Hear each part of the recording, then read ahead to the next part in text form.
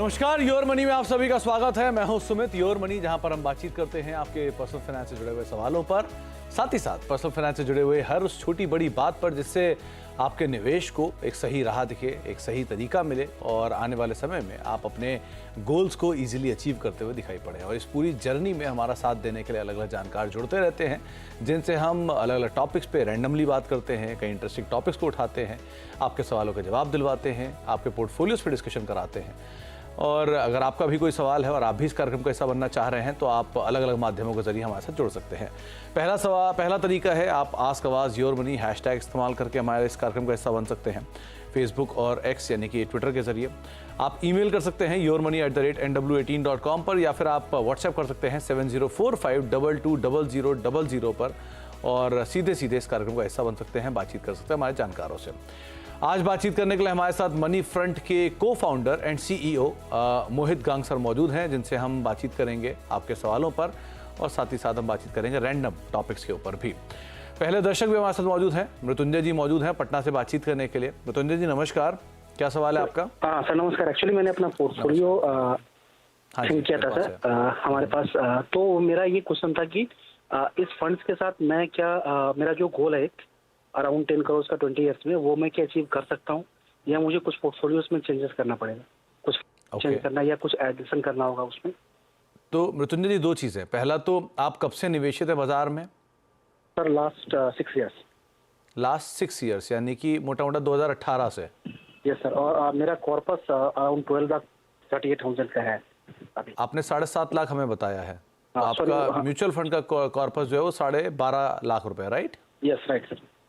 Okay. और दूसरा सवाल एक ये भी है कि आपने जो ये निवेश किया इसके बीच में ऊपर नीचे उतार चढ़ाव भी काफ़ी आए हैं। उतार चढ़ाव से आप घबराए तो नहीं? नहीं, वो मैं स्टेबल था सर। मुझे पता था कि ये कभी ना कभी इनको ग्रो करना ही है, तो मैं वेट कर रहा था। बट ये अभी वो टारगेट है कि वो 10 करोड़ कैसे अचीव होगा। और एक और चीज़ मृत्युंजय जी, आपके पोर्टफोलियो में कुछ स्मॉल कैप थोड़े ज़्यादा हैं, मतलब 3 से 4 स्मॉल कैप हैं। कोई खास वजह है या आपको लगता है कि नहीं स्मॉल कैप पे ही ज़्यादा रहना ठीक रहेगा हमारे लिए? नहीं सर, वो मैंने रैंडमली वो चूज किया है, बट वही मैं जानना चाहता हूँ कि वो क्या कि इनको कितना चेंज करने की ज़रूरत है। ओके। तो मोहित सर नमस्कार, स्वागत है कार्यक्रम में। पहले तो आपने सवाल भी सुना मृत्युंजय जी का। इनका करीब 20,000 रुपये के आसपास का SIP है। पोर्टफोलियो 12.5 लाख है, 7.5 लाख नहीं है, उसमें थोड़ा और एडिशन है। और 20 साल में 10 करोड़ का कॉर्पस चाह रहे हैं। थोड़ा सा नंबर बड़ा ज़रूर दिख रहा है, लेकिन अवधि भी 20 साल है, तो मैनेजेबल है, जहाँ पर ये अपना स्टेप अप भी कर पाएंगे। क्या राय रखते हो आप, क्या करना चाहिए ना? सुमित बहुत बहुत शुक्रिया।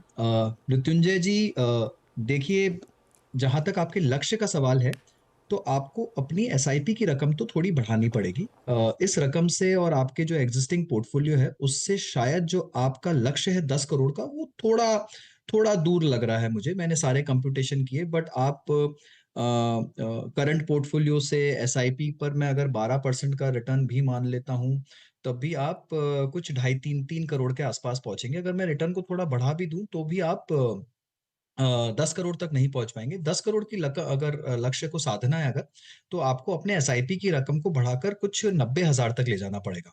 अगर इतनी रकम एक साथ नहीं बढ़ा सकते हैं तो अगर आप 10 से 15% का स्टेप अप करेंगे SIP में हर साल, तब भी आप अपने लक्ष्य को हासिल कर पाएंगे। तो ये थोड़ा ध्यान रखिए, जितना हो सकता है अपने आप को थोड़ा सा पुश करिए और SIP की रकम को बढ़ाते जाइए जहां तक पॉसिबल हो सके, या फिर लक्ष्य को साधने में थोड़ा सा समय का दायरा बढ़ा दीजिए, तब भी ये पॉसिबल हो पाएगा।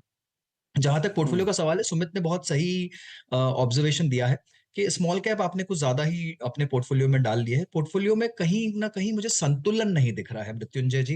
आपने पोर्टफोलियो बनाया जरूर है, पर इसमें कुछ कुछ मुझे थोड़ा सा, जैसे बोले कि एक अच्छे लार्ज कैप की कमी है। आपने 3 स्मॉल कैप फंड डाल दिए अपने पोर्टफोलियो में, उसकी शायद इतनी आवश्यकता नहीं है। आप कोई 2 अच्छे स्मॉल कैप से चल सकते हैं। आपने एक एथिकल फंड ले रखा है, मुझे नहीं पता कि उसकी क्या आवश्यकता थी, आपने किस कारण से ले रखा है, बट उसकी भी शायद आपको कुछ जरूरत नहीं है, राइट? और कुछ छोटी एमसीज के आपने फंड ले रखे हैं, मतलब जो मैं ये नहीं कह रहा हूँ कि उनके परफॉर्मेंस बहुत खराब रहा है, बट जैसे टॉरस का फंड है आपके पास में, महिंद्रा मेन्यू लाइफ का फंड है, राइट? तो यहाँ पर मुझे लगता है कि आपने कुछ-कुछ बाज़ार के रुझान को देखकर निवेश किया है, पिछले परफ़ॉर्मेंस को देखकर निवेश किया है, तो यहाँ पर थोड़ा-सा आपको पोर्टफ़ोलियो में संतुलन लाने की आवश्यकता है। मेरी सलाह आपको ये रहेगी कि आप एक बार अपने एसआईपी के एलोकेशन को थोड़ा-सा रीजिग करिए। आप कोई अच्छे 2 लार्ज कैप फंड चुनिए, चाहिए तो एक नेक्स्ट निफ्टी 50 इंडेक्स फंड का चुनाव करिए अपने पोर्टफोलियो में, या फिर किसी अच्छे एक्टिव लार्ज कैप फंड का चुनाव करिए। एक अच्छा मल्टी या फ्लेक्सी कैप फंड डालिए अपने पोर्टफोलियो में। आपके पूरे पोर्टफोलियो में मुझे कहीं पर भी कोई अच्छा मल्टी या फ्लेक्सी कैप फंड नहीं मिला। कैनरा रोबेको का इमर्जिंग इक्विटी फंड है, वो लार्ज एंड मिड कैप है। बट एक अच्छा मल्टी या फ्लेक्सी कैप फंड होना बहुत ज़रूरी है किसी अच्छे पोर्टफोलियो में। मिड कैप के लिहाज से आप चाहें तो महिंद्रा मैन्युलाइफ को रख सकते हैं। फंड में कोई खराबी नहीं है, बट मेरे लिहाज से कुछ अच्छे फंड और भी हैं जिनको आप अपने पोर्टफोलियो में शुमार कर सकते हैं। स्मॉल कैप में बंधन स्मॉल कैप का चॉइस मुझे बहुत अच्छा लगा, उसे आप प्लीज अपने पोर्टफोलियो में बनाए रखिए। फ्रैंकलिन स्मॉलर कंपनीज भी बहुत अच्छा है। आप चाहें तो टाटा इक्विटी पी फंड को चेंज कर सकते हैं, आप टॉरस एथिकल फंड को चेंज कर सकते हैं। ये दोनों फंड को हटाकर आप अच्छा लार्ज कैप और अच्छा फ्लेक्सी कैप अपने पोर्टफोलियो में शामिल कर लीजिए और थोड़ा सा एसआईपी की रकम को बढ़ा दीजिए। आप अपना लक्ष्य आसानी से साध पाएंगे। तो थोड़ा बहुत पोर्टफोलियो में बदलाव और थोड़ा बहुत एसआईपी को बढ़ाने की ज़रूरत, ये कुछ चीज़ें हैं। और ओवर एक्सपोजर सर किसी भी सेक्टर का, चाहे या किसी भी सेगमेंट का, चाहे मिड कैप हो, स्मॉल कैप हो, लार्ज कैप हो, सब में ही थोड़ा ज़्यादा होना ख़राब होता है पोर्टफोलियो के लिए। ठीक है, थोड़ा बहुत बदलाव आप करिए और आपका गोल शायद अचीव होता हुआ दिखाई पड़ेगा। आगे बढ़ते हैं और केतन त्रिवेदी साहब हमारे साथ अब मौजूद हैं बातचीत करने के लिए। त्रिवेदी साहब नमस्कार, क्या सवाल है आपका? जी त्रिवेदी साहब, सुन पा रहे हैं आप? सर आपको आवाज आ रही है मेरी? हाँ, आपकी आवाज आ रही है, मेरी आवाज को आपको आ रही है? हाँ अब आ रही है, आप पूछिए। हाँ, एक्चुअली मैंने आपको मेल किया हुआ है। हाँ जी, मेरे पास है आपका तो वो मिला सवाल। हुआ, तो सर मुझे एक तो मेरे फंड सिलेक्शन कैसा है वो मुझे जानना है। ठीक है। सेकंड थिंग, जो मुझे 5 to 7 ईयर्स में 2.5 करोड़ का मुझे गोल किया हुआ है, तो क्या ये पर्पस से हो पाएगा कि नहीं हो पाएगा? तो त्रिवेदी साहब, आपका जो पर्पस है ये 5 इयर्स है कि 7 ईयर है? ये 2 साल बहुत इंपॉर्टेंट होता है। एक्चुअली मेरी जो अभी एज 50 साल की है और मेरा रिटायरमेंट 58 की एज में है। तो 8 साल हुए ये? मैं 7 मान लेता हूँ, चलिए। हाँ जी सर। चलिए 7 साल मान लेते हैं। और आप फर्दर स्टेप अप करने की कैपेसिटी में हैं? फर्दर मैं अभी 10,000 का सोच रहा हूँ, लेकिन अभी डिसाइड नहीं किया हुआ है, लेकिन हो सकता है कर सकता हूँ मैं 70%।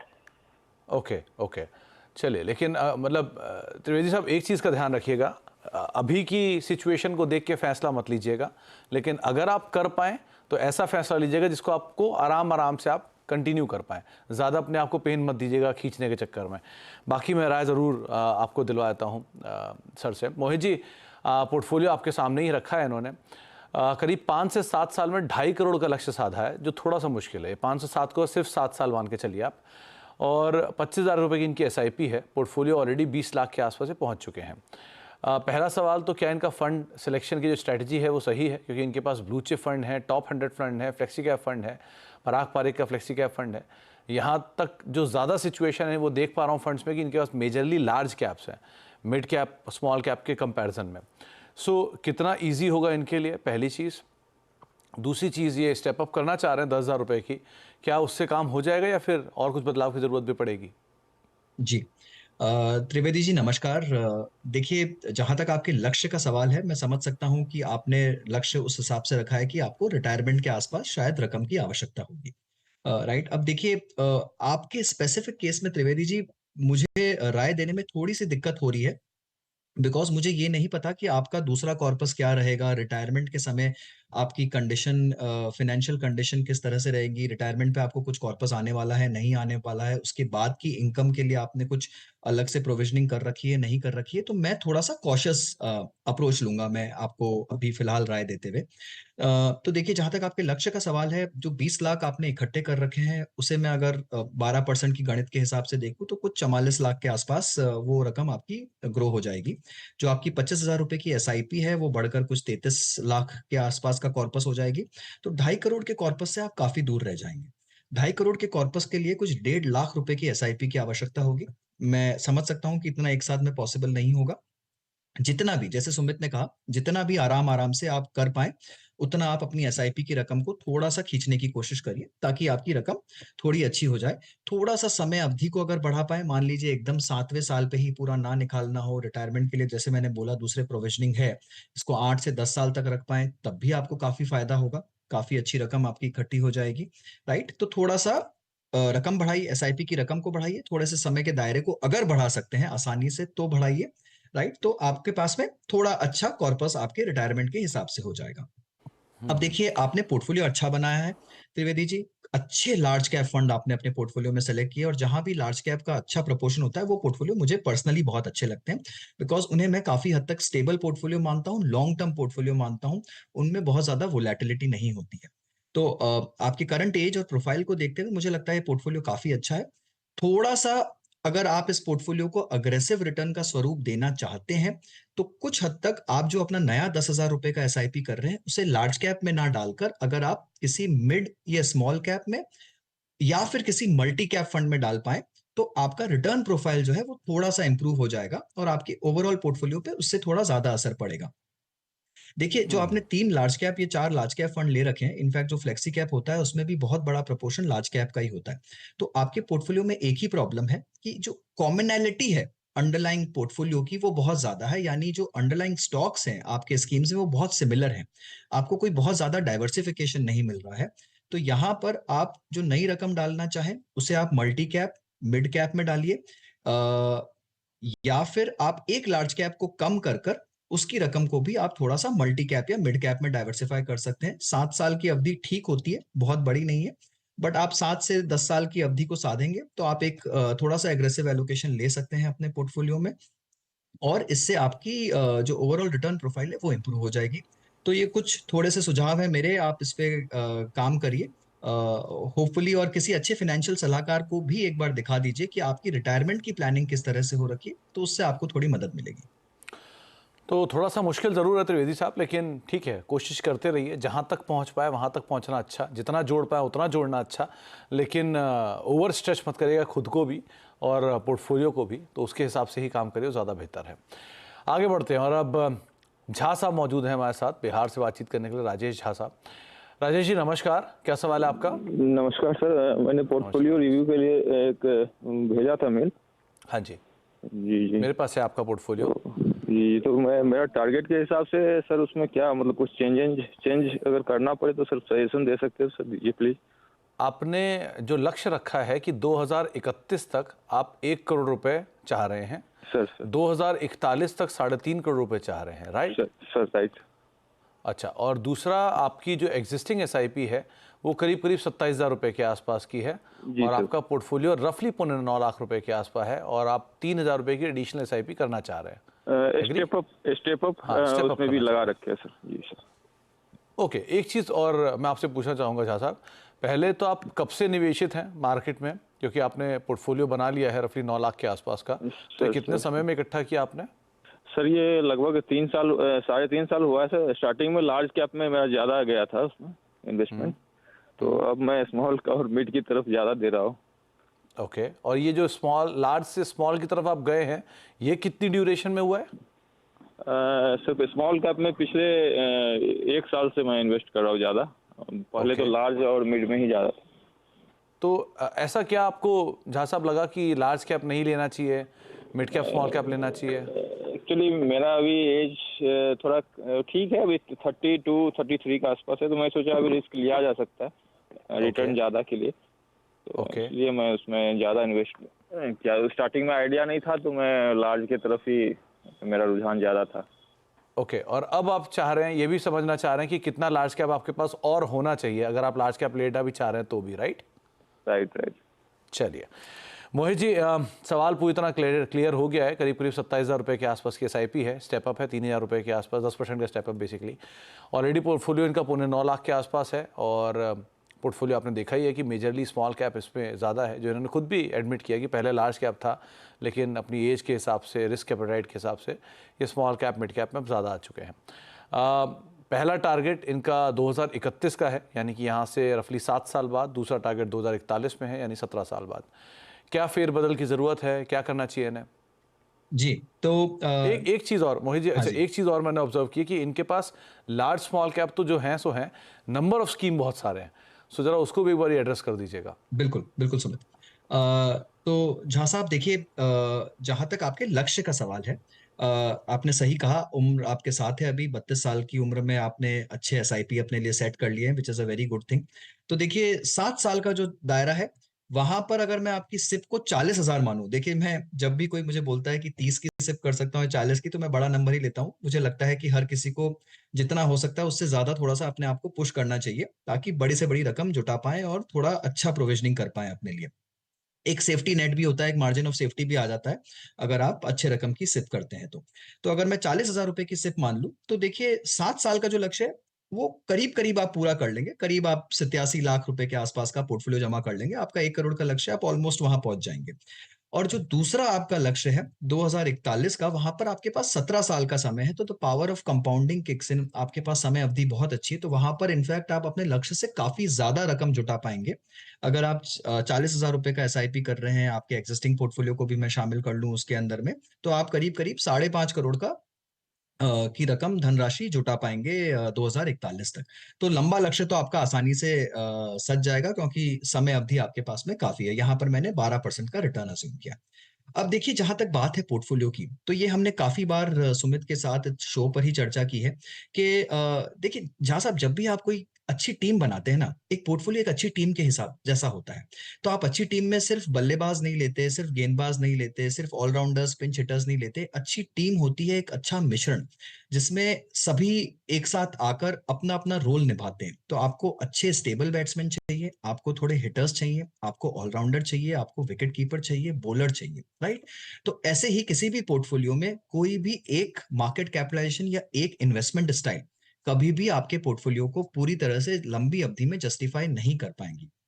आप मानकर चलिए, लिख कर ले लीजिए, ऐसे मार्केट साइकिल जरूर आएंगे जहां पर स्मॉल कैप अच्छा नहीं करेगा, मिड कैप अच्छा नहीं करेगा, लार्ज कैप आपको बहुत ही स्टेबल रिटर्न देगा।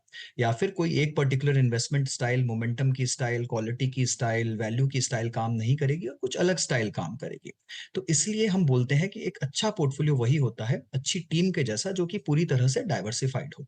तो आपको लार्ज कैप अपने पोर्टफोलियो में फिर से शामिल करना पड़ेगा। बहुत सारे स्मॉल कैप फंड्स की आवश्यकता नहीं है। आप 2 स्मॉल कैप फंड्स अच्छे वाले चुनिए अपने पोर्टफोलियो के लिए, वो काफी हो जाएंगे। कोई अच्छा 1 या 2 लार्ज कैप फंड, चाहे तो एक निफ्टी इंडेक्स फंड ले लीजिए या फिर निफ्टी नेक्स्ट 50 इंडेक्स फंड ले लीजिए, उसे अपने पोर्टफोलियो में जरूर शामिल करिए। तो आपके पोर्टफोलियो को एक स्टेबिलिटी मिल जाएगी। और अगेन, अच्छी टीम बनाने का मतलब ये नहीं है कि आप 15-20 प्लेयर डाल दीजिए उसमें। हर टीम की एक अच्छी साइज होती है, एक संतुलित साइज होती है। तो उसी तरह से पोर्टफोलियो में भी आपको 6 से 8 स्कीम बहुत हो गया। उसके ऊपर आप जितनी भी स्कीम भरेंगे, आप स्टॉक्स को रिपीट ही करेंगे, तो उसकी भी आवश्यकता नहीं है। कोशिश करिए कि अपने पोर्टफोलियो को आप 8 स्कीम तक, ज्यादा से ज्यादा 10 स्कीम तक सीमित कर पाएं। उसके ऊपर मत ले जाइए। डबल डिजिट पोर्टफोलियो कुछ काम का नहीं है, उसमें आपको कोई डाइवर्सिफिकेशन नहीं मिलेगा। तो थोड़े नंबर ऑफ स्कीम्स को कम करिए। आप वो कम कर पाएंगे अगर आप थोड़े से अपने स्मॉल कैप फंड्स कंसोलिडेट कर लें और उन्हें कम कर दें अपने पोर्टफोलियो में, तो आपका पोर्टफोलियो काफी अच्छा हो जाएगा। एक रिवाइज सिप प्लान भी हमने आपके लिए भेजा है। तो अगर वो शायद स्क्रीन पर दिख रहा होगा अभी मेरे ख्याल से, तो आप चाहें तो एक रिवाइज सिप प्लान को भी अपना सकते हैं। उसमें हमने थोड़ा सा लार्ज कैप आपके लिए इंक्लूड किया है और कुछ स्मॉल कैप फंड्स आपके लिए कम कर दिए। बट अगेन, आप अपनी सुविधा के हिसाब से अगर आप रकम को बढ़ा सकते हैं तो सीधा लार्ज कैप इंक्लूड कर लीजिए और ग्रेजुअली थोड़ा सा कंसोलिडेट करिए अपने पोर्टफोलियो को। मोहित सर, आपने बैट्समैन की बात की, बॉलर की बात की, फील्डर की बात की, फिजियो भी होता है टीम के अंदर और बहुत इंपॉर्टेंट रोल प्ले करता है। उसमें आप किस म्यूचुअल फंड को या किस सेगमेंट को डालोगे? तो देखिए, फिजियो जो है वो सपोर्ट स्टाफ है। हाँ। सुमित, राइट। कोच हो गया, फिजियो हो गया, ट्रेनर हो गया, आजकल तो मेंटल कंडीशनिंग, ये हाँ। मतलब इतने तरह तरह के कोच आ गए हैं। तो मुझे लगता है कि जो आपके एडवाइजर, सलाहकार, जो इकोसिस्टम होता है पूरा, आप जैसे लोग जो मीडिया में हैं, जो इतना अच्छा शो लाते हैं, इन्वेस्टर्स की मदद करते हैं, ये सभी उस इकोसिस्टम का पार्ट है। किसी हद तक मैं भी अपना एक छोटा रोल निभा रहा हूँ, आप भी अपना एक छोटा रोल निभा रहे हैं। तो हम सब कहीं ना कहीं कोच, फिजियो, सपोर्ट स्टाफ कह लीजिए, कुछ भी कह लीजिए, उस तरह का काम कर रहे हैं। असली कोच तो वही होगा जो कि इनके एक्चुअल सलाहकार हैं, जो इनके एक्चुअल एडवाइजर हैं, और हम लोग सपोर्ट स्टाफ हैं, सुमित। तो ज़रूरी है, हर इंसान का एक अपना रोल है, हर प्रोडक्ट का अपना एक रोल है, हर इन्वेस्टमेंट एवेन्यू का अपना एक रोल है। उसके हिसाब से आप काम करिए और उसके हिसाब से ही अपनी रणनीति बनाइए। वो सब आपके लिए आपके गोल्स को अचीव करने में मदद करते हैं। एक छोटे से ब्रेक का वक्त हो गया, ब्रेक के बाद लौटेंगे। कुछ और दर्शक भी मौजूद हैं, मोहित सर भी मौजूद रहेंगे, उनसे हम बातचीत करेंगे दोनों से ही और सवालों के जवाब लेंगे। छोटे से ब्रेक के उस बाद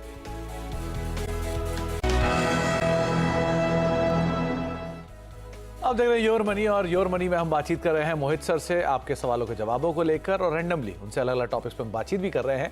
अगले दर्शक हमारे साथ अहमदाबाद से मौजूद हैं, स्वप्निल पटेल साहब हैं बातचीत करने के लिए। पटेल साहब नमस्कार, क्या सवाल है आपका? नमस्कार पटेल साहब। Thank you sir. मेरा सवाल है सर, मैंने SIP मेरी है 16,000 की है मंथली, वो मैं इंक्रीज करना चाहता हूँ 22,000 तकरीबन, और हर साल में 10% बढ़ाना चाहता हूँ। और मैं 8 साल से सर इन्वेस्ट कर रहा हूँ म्यूचुअल फंड में। अप्रोक्स पोर्टफोलियो मेरा 35 लाख का है। Okay sir. और ये मैंने SIP सर 8 जितनी कर रखी है, तो ये 8 SIP रखूँ या 3 या 4 में कन्वर्ट कर दूं? ओके, तो पटेल साहब एक दो सवाल मेरे भी हैं। आप 8 साल से बाजार में निवेश कर रहे हैं, राइट? जी सर। और आपने SIP कितने की शुरू की थी उस समय पर? उस समय सर 500 रुपया से शुरू किया था सर। अच्छा, और आज आप उसे 22,000 तक लेके जाना चाहते हैं? हाँ, अभी 22,000 तक लेने जा रहा हूँ सर। आपका शो देख देख के मैं इन्वेस्ट करता हूँ अभी तो। चलिए, बहुत बढ़िया।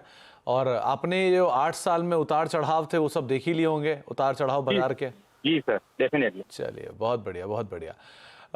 10 साल में 5 करोड़ का लक्ष्य मोहित थोड़ा सा सुनने में ऑड लगता है, लेकिन ठीक है, अभी भी इनके पास आगे ये 10 साल का समय लेकर चल रहे हैं और स्टेप अप भी करने को तैयार हैं। 22,000 रुपये के आसपास स्टेप अप ले आएंगे। इनका पोर्टफोलियो एग्जिस्टिंग 35 लाख का है, तो इन्हें वो भी बहुत हद तक सपोर्ट करेगा।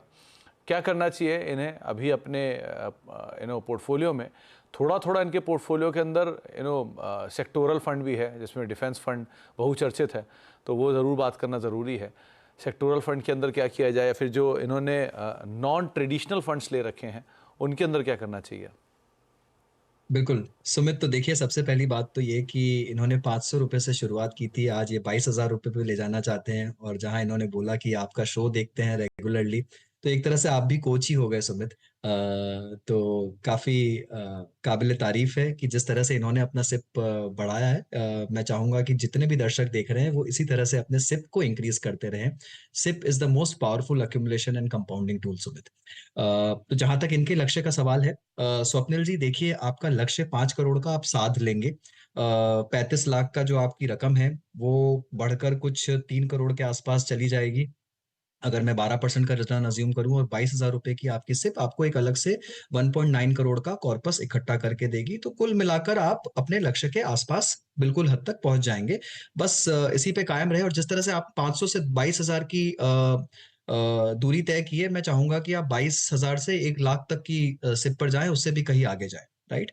अब देखिए, जहां तक आपके पोर्टफोलियो का सवाल है, मेरा एक बहुत साधारण सा सवाल है स्वप्निल जी, आपसे भी और सभी से, कि जब आप कोई थीमेटिक फंड लेते हैं तो उसके पीछे की सोच क्या होती है, राइट? अब अगर मैंने कोई फ्लेक्सी कैप फंड ले रखा है, लार्ज कैप फंड ले रखा है, और मुझे उस पर पूरा कॉन्फिडेंस है कि वो फंड मैनेजर मेरे लिए अच्छा लार्ज कैप फंड चला रहा है, अच्छा फ्लेक्सी कैप फंड चला रहा है, तो मेरा मैंडेट ये है कि उन्हें जब जो थीम अच्छी लगती है, जो सेक्टर अच्छा लगता है, जो मार्केट कैप अच्छा लगता है, वो उस फ्लेक्सी कैप फंड में उस तरह से मूव करेंगे, राइट? अगर उन्हें लग रहा है कि कंजम्पशन अच्छा चल रहा है, उन्हें लग रहा है IT अच्छा चल रहा है, उन्हें लग रहा है कमोडिटीज या फिर रियल एस्टेट या फिर कंज्यूमर गुड्स अच्छे चल रहे हैं, कैपिटल गुड्स अच्छे चल रहे हैं, तो यहाँ पर मूलभूत जो मेरा कन्विक्शन है वो ये है कि वो फंड मैनेजर सही समय पर सही सेक्टर बदलाव करेगा और मेरा एक फ्लेक्सी कैप फंड रन करेगा, राइट? जब मैं एक सेक्टोरल फंड लेता हूं तो मैं ये बोलना चाहता हूं कि नहीं, मुझे पूरी तरह से या तो कॉन्फिडेंस नहीं है कि जो मेरे flexi cap multi cap fund चल रहे हैं वहां के फंड मैनेजर में इतनी काबिलियत है कि वो सही टाइम पे सही सेक्टर को पकड़ पाए, या मुझे ये लगता है कि मैं इस सेक्टर की बहुत ज्यादा समझ रखता हूं और ये सेक्टर बहुत अच्छा चलने वाला है और इस सेक्टर पर मैं थोड़ा ज्यादा पैसा लगाना चाहता हूं, या फिर मेरा सलाहकार बोल रहा है कि इस सेक्टर में कुछ स्पेशल होने वाला है। अगर पहला केस है तो देखिए आप बिल्कुल गलत है, राइट? क्योंकि अगर आपने अपनी पहली अच्छी हार्ड अर्न कमाई किसी फ्लेक्सी कैप मैनेजर को दे रखी है, तो फिर आपको जरूरत नहीं है कि आप एक सेक्टोरल फंड में अलग से जाएं और उनकी काबिलियत पर क्वेश्चन मार्क लगाएं। अगर दूसरा केस है, आपको लग रहा है कि आप उस सेक्टर को थोड़ा बारीकी से समझते हैं क्योंकि आपका उससे कोई करीबी रिश्ता है, आप उसमें काम करते हैं, आपके सलाहकार उसके बारे में अलग से कुछ बता रहे हैं, तो चलिए एक बार को मैं मान लेता हूं कि आपको एक सेक्टोरल थीम रखना चाहिए अपने पोर्टफोलियो में। पर आपको ये बहुत ध्यान रखना होगा कि उसमें कब एंट्री लेनी है और कब निकलना है, राइट। अब केस इन पॉइंट जो सुमित ने कहा, डिफेंस फंड, 1 मिनट की मैं चर्चा कर लेता हूं इस पे। देखिए, एक डिफेंस फंड आया था पिछले साल सही टाइम पे, जिसमें लोगों ने बहुत पैसा बनाया। एक डिफेंस फंड आया अभी 1 महीने पहले, जिसमें भी बहुत सारे लोगों ने करीब 1900 करोड़ उस डिफेंस फंड ने इकट्ठा किया। और एक डिफेंस फंड चल रहा है अभी मार्केट में जिसका एनएफओ चल रहा है, राइट। तो अब आपको ये देखना होगा कि किस भाव पर आप ये कंपनियां खरीदने जा रहे हैं, राइट। आज का जो वैल्यूएशन है डिफेंस का, वो बहुत ही ज्यादा महंगा वैल्यूएशन है। इस वैल्यूएशन पे क्या वो कंपनियां और ज्यादा रिटर्न दे सकती हैं, उसी स्पीड से दे सकती हैं, मुझे नहीं पता, मैं इसका सही जानकार नहीं हूं। पर जहां तक मुझे लगता है कि ये कॉल जो है, ये मैं किसी अच्छे काबिल फंड मैनेजर को लेने दूंगा, किसी अच्छे फ्लेक्सी कैप फंड मैनेजर को लेने दूंगा। अगर उन्हें लगता है कि डिफेंस में अभी भी वैल्यू है, अभी भी बहुत स्कोप बाकी है, तो वो अपने फंड में जरूर लेंगे। ऐसा नहीं है कि flexi cap fund defence stock नहीं ले रहा है। बट इस स्तर पर मैं किसी डिफेंस फंड में क्या एंट्री लूंगा, शायद नहीं। अगर पुराना मेरा एसआईपी चल रहा है और मेरा समय दायरा 5 से 10 साल का है और मैं वो चलने दूंगा, तो डेफिनेटली एक अच्छा सेक्टर है जिसका बहुत बड़ा स्कोप है। Make in India, manufacture in India, defence का एक्सपोर्ट बढ़ रहा है, बहुत कुछ हो रहा है इसमें। तो यहाँ पर 5 से 10 साल के दायरे के हिसाब से एसआईपी करना काफी अच्छा है। बट ये सोचना कि इसमें क्विक रिटर्न बन जाएंगे इस लेवल से, वो मुझे बहुत मुश्किल लगता है सुमित, राइट। तो मेरी फाइनल राय यही रहेगी कि थोड़ा जो आप अपने पोर्टफोलियो को कंसोलिडेट करना चाहते हैं, सेक्टोरल एक्सपोजर को कम करिए, 50 से 60% लार्ज कैप में रखिए, 20 से 30% मिड कैप में और उतना ही स्मॉल कैप में रखिए। एक अच्छा 50% लार्ज, बाकी 50 को मिड स्मॉल फ्लेक्सी में एलोकेट कर दीजिए। वो एक अच्छा पोर्टफोलियो देगा। और अच्छा पोर्टफोलियो बनाने के लिए मार्केट कैप डाइवर्सिफिकेशन के साथ साथ थोड़ा सा स्टाइल डाइवर्सिफिकेशन करिए, यानी अपने पोर्टफोलियो में थोड़ा सा क्वालिटी, वैल्यू और मोमेंटम का मिश्रण कीजिए।